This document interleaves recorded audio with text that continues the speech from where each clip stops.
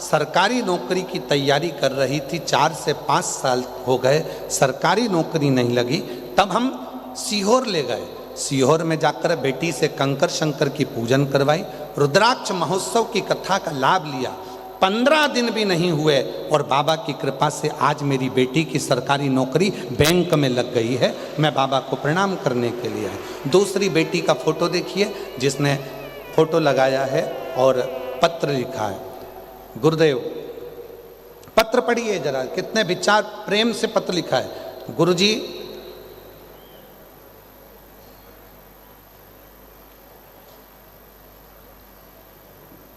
मुझे लिखना नहीं आता, मैं दूसरे से लिखा कर भेज रही, मेरी बेटी के लिए पत्र है, वो अभी यहाँ नहीं है। किसने लिखा है?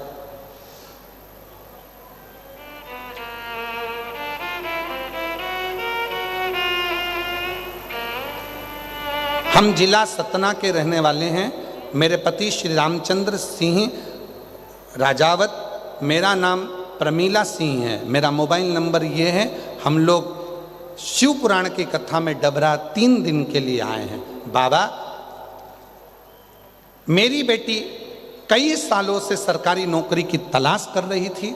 आखिरी में जब हिम्मत हार गई तब मैंने उससे कहा कि तू चिंता क्यों करती है। नौकरी के लिए उसने कहीं कुछ रुपए भी दिए तो भी ना लग पाई, कर्जे में डूब गए। तब बेटी ने भी हिम्मत हार दी। तब हम लोग सीहोर 2 बार गए। हमने सीहोर में 2 बार दर्शन करे और बेटी से कहा तो चिंता मत कर, बाबा पर भरोसा कर। सीहोर वाला बाबा कहता है कि मेहनत को 4 गुना कर, परीक्षा देने में पीछे मत हट और बाबा पर एक बेलपत्री पर शहद लगा कर जा। आज मेरी बेटी का इंडियन नेवी में हो गया। मैं बाबा को यहाँ पर धन्यवाद देने के लिए आई हूँ और बेटी का फोटो लगाया। अगला पत्र देखिए। देवेंद्र गुप्ता, सतीश गुप्ता, बाबा हम क्या वर्णन करें, हम झांसी से आए हैं।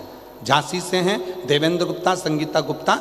बाबा, हमारे परिवार पर ऐसी कृपा मेरे बाबा ने कर दी। आपकी कथा सुनकर रुद्राक्ष महोत्सव में 2024 में कथा सुनने के लिए हम पंडाल में सीहोर में गए। वहाँ बैठकर हमने प्रणाम किया और बाबा से प्रार्थना करी। आज बाबा की कृपा से जो मैंने अपने बेटे के लिए मांगा था वो मिल गया। आज मेरा बेटा रेलवे में नौकरी लग गई है। मैं बाबा को प्रणाम करने के लिए यहाँ पर आई हूँ। अगला वर्णन है। मैं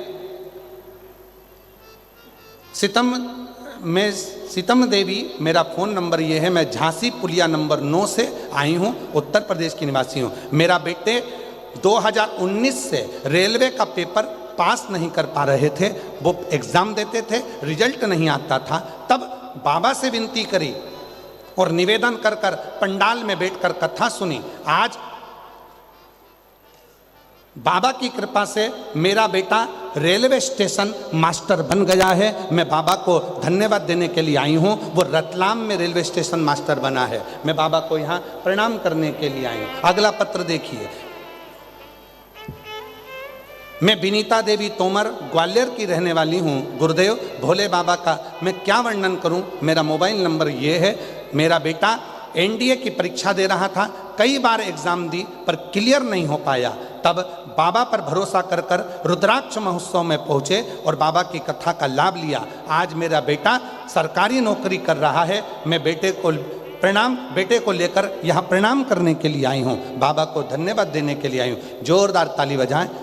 शिव तत्व, कितने पत्र हैं महाराज, इतने पत्रों का वर्णन है, इतने पत्र। और आज फिर इस शिव महापुराण के दिव्य पंडाल में निवेदन करना चाहता हूँ कि आप बैठकर भले कथा का रस तत्व ग्रहण कर रहे हैं, पर जिस दिन तुमने दिल से जब यहाँ पर बाबा से प्रार्थना करी जाए और तुम थोड़ी देर के लिए जब मौन हो जाते हो, नेत्र बंद करके उस बाबा से अपने मन की बात जब बोला जाता है, बाबा सब दुख काटो, फिर कुछ देर के लिए जब मौन हो उससे अपने दिल की बात कहो।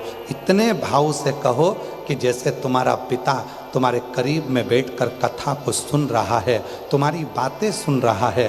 तो मेरा भोलेनाथ 3 महीने में तुम्हारी भी झोली में कुछ ना कुछ देगा। चलो निश्चित,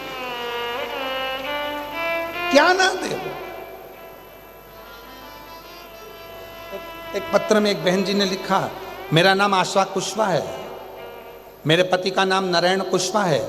14 साल से औलाद नहीं थी।